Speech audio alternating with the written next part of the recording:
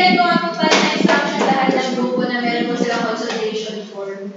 Pag po mag-consult sa inyo, whether online or face-to-face, huwag na po kakayanin kayo makakabit sa consultation form. Tsaka yung sa advisor. Kasi po yun na, ito po yung pwede natin research aspect po na 6 hours. Kung sakaling na nawala pa po lahat research na. Okay? Tina? Wala pa lahat. Ano pa lang po? Sorry, ikaw ba? Sasako sa... Ako po? Pwede na natin siguro papasukin. Ano distribution? Accept with... Even sa doc na, Ano, gigradean talaga sila based sa ano pero wala pa. Nag-grade mo naman? Yung for presentation lang nila. Pero dito, wala pa. Okay lang. Bibigyan siya first time. Tsaka yung papel sa... 5 yung highest, no? 5. Ito. Yung group, sa susunod na proposal, Ang ipin, hindi mo sa lang yung nag-edit. Ayun, ayaw nyo ba yung topic niya? Sabihin nyo ba naman?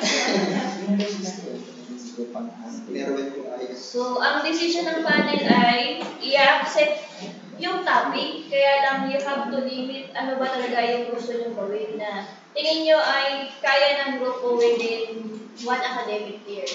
So, first sem ay paper, second sem ay publication.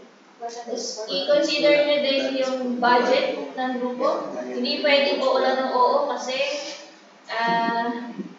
anyway, kung kaya mo ngayon, good. Pero pagdating kasi ng end, dyan nagkakaproblema eh. Diba? Nasusubo kayo ng nasusubo sa gases hanggang sa sacrifice pati budget ang sa akin.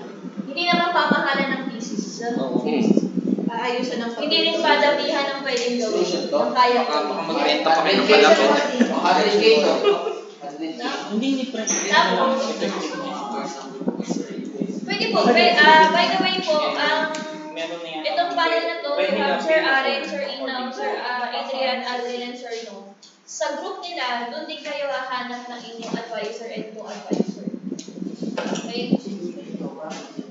Then sila din ang uupo sa inyong final defense para yung idea, ano yung naging end ng topic, alam nila.